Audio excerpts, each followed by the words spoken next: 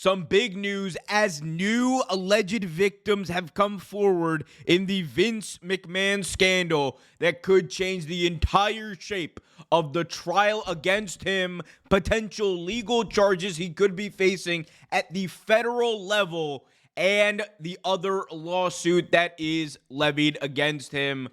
There's a lot to get into as the lawyer for Janelle Grant, Ann Callis, has revealed new information about this. We are going to look at the information, hear from Ann Callis, and break down what all of this means and what could be next for the former chairman of the board of WWE.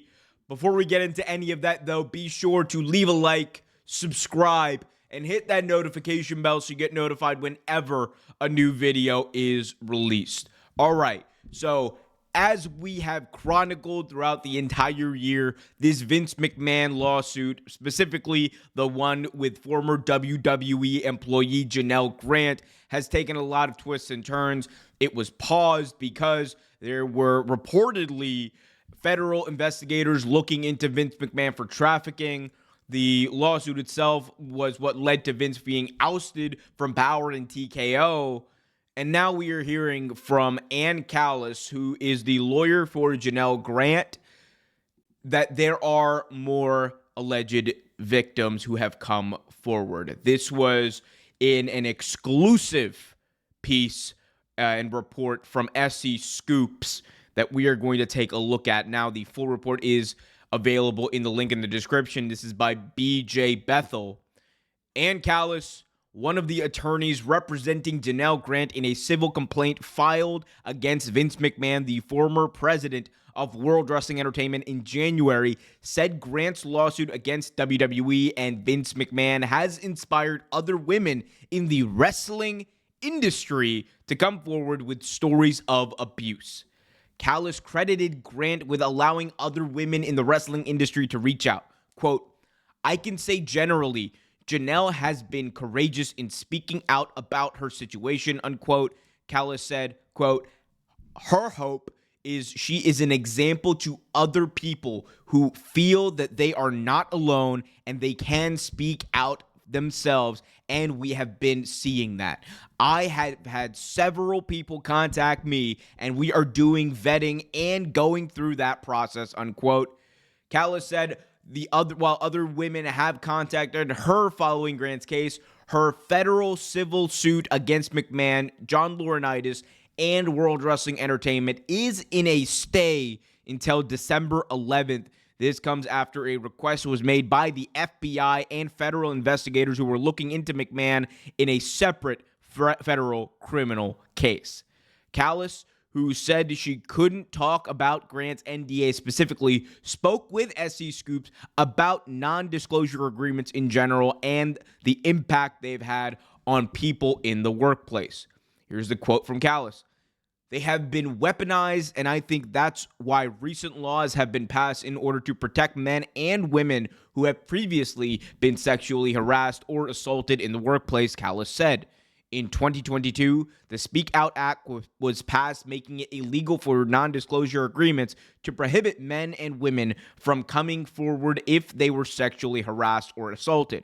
A year later, Congress passed the Ending Forced Arbitration of Sexual Assault and Sexual Harassment Act. Goes on to say, Callis said these laws don't end contracted non-disclosure agreements automatically, but prevent them in the future in cases of NDAs signed at the onset of employment being used to silence someone who allegedly suffers sexual harassment or assault. But the new federal laws, as well as state laws, are aimed at protecting employees in these circumstances.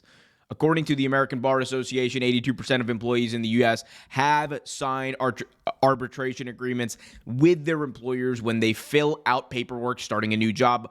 Arbitration agreements are also part of many NDAs in discussing how disagreements should be handled. Before the stay was issued in the McMahon civil suit, his counsel, as well as Laurinaitis and WWE, filed motion for a hearing to determine whether Grant should be forced to air her grievances in arbitration hearing in the NDA she signed. This type of language isn't just in NDAs, but in the fine print of paperwork and contracts signed by employees. Callis said many of these arbitration clauses aren't upheld in court, and recent legislation, court precedent, should make people feel better about their situation if they want to fight it in court.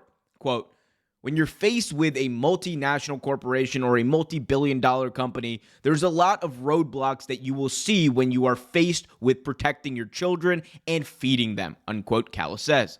Quote, it's an unfortunate situation people find themselves in, but recent legislation, case law, and precedent should make these people feel better about their situation, unquote. Most wrestlers are independent contractors despite meeting many of the conditions of employees, according to the descriptors set by the U.S. Department of Labor. Quote, some companies want to characterize workers as independent contractors, but it's not as clear-cut, unquote, Callis says. Quote, in many of these instances, the courts find they are indeed employees. Several lawsuits have been filed against WWE and World Championship Wrestling over independent contractor status over the last 24 years. While Grant's civil case has been under a stay in federal court, she filed a motion for a bill of discovery against Dr. Carlin Kalker and his company, Peak Wellness, in July in Connecticut Superior Court. Vince and Linda McMahon, as well as WWE, were named as plaintiffs in a suit filed weeks ago in Maryland by several alleged survivors of the 1980s Ring Boy scandal. The suit claimed that the company and McMahon's were negligent in keeping predators away from children who were hired as ring boys at the time, and later accused WWE employees of sexually assaulting them. McMahon, who is no longer affiliated with WWE, was reported to be looking to start a new entertainment company last week. Linda McMahon, despite being named in the Ring Boy lawsuit, is part of Donald Trump's 2024 transition team as he prepares to take over the White House in January. And that is the end of the piece. Again, full link for that is in the description as a source. But there we heard Ann Callis say quite a bit about not only the potential of new victims potentially telling their stories and coming forward in this case, but also the fact that the trial, which has been on stay because Vince is being looked into for allegedly other crimes by the FBI and federal investigators, that is looking like it will resume later next month on December 11th. So in all, I think, it's a very complicated case here, because, as they mentioned at the end, Donald Trump was elected the president of the United States. And in my view, I think that's definitely going to have an impact on this trial. So I'll talk about that and kind of like what that might mean. But this is horrible news if you're WWE and Vince McMahon. But if you are someone who, cares about the truth being unveiled and understand this, because people will immediately react to this and say that, oh, you're being a snowflake, you didn't do anything wrong, innocent until proven guilty. And it is the same people who will say who will say stuff like, oh, well, they were at this party, they were on this plane, they got to be guilty.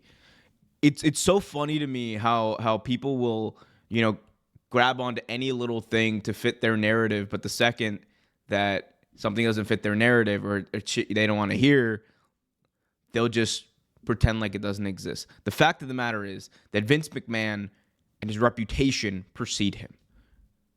This is someone who, over the last couple of decades, has been accused of scummy stuff the entire way, who has, by his own admission, said that he is the only thing he's been, monogamous about is about his business.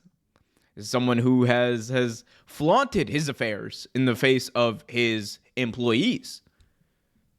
Someone who doesn't care. So save me the sanctimonious BS in the comments. I'll be real with you. If you're going to be like one of those, he's innocent now, proven guilty. Save me that bullshit. Because I ain't trying to hear it. I really ain't. Regardless, let's talk about it.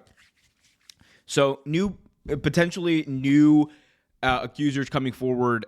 This complicates things quite a bit. We don't know exactly how they're going to fit in, if they're going to be added to the Janelle Grant case, if it's going to be a separate case. I could very well see them being added to this case. And what that would do is not only give more leverage to Janelle Grant and Callis' side, but also put a ton of pressure on both WWE and Vince McMahon to potentially settle the litigation, this through litigation.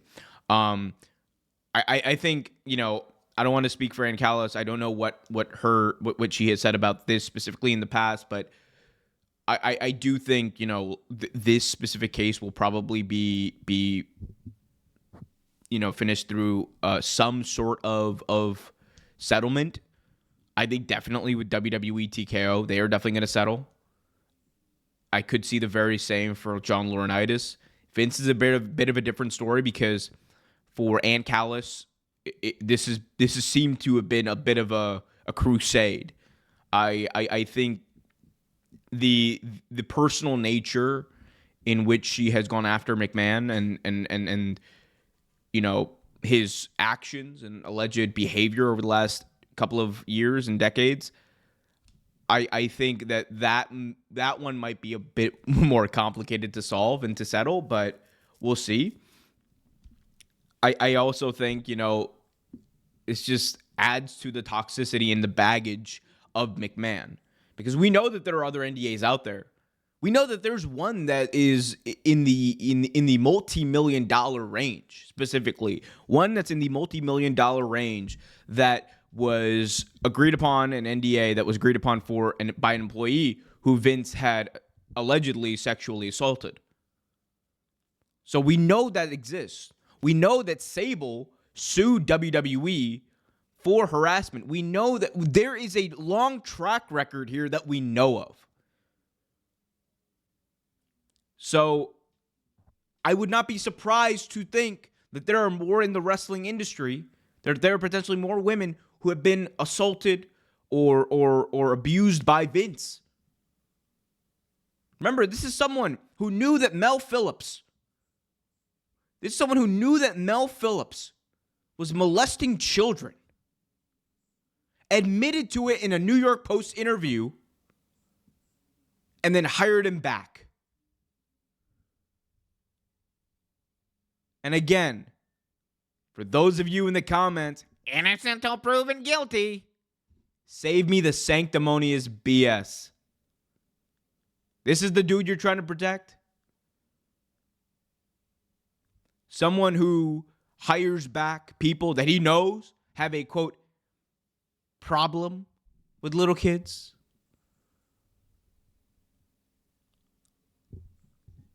I'm just saying, if this is the guy you're protecting, this is the guy you're standing up for, if this is the guy that you want to hang your hat on and all that stuff, amen. That's your choice, not mine. Anyway, obviously that is a part of this. I do want to talk about the Trump part of this, because this does impact things, or could impact things for Vince down the line. Right now, we know that Vince is being investigated by the federal government. There are a few different investigations going on. There's the SEC investigation. There's also, I believe, an investigation that looks into things related to the Janelle Grant case.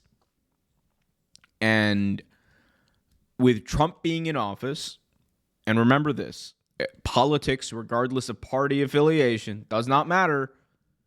At the end of the day, these people know each other.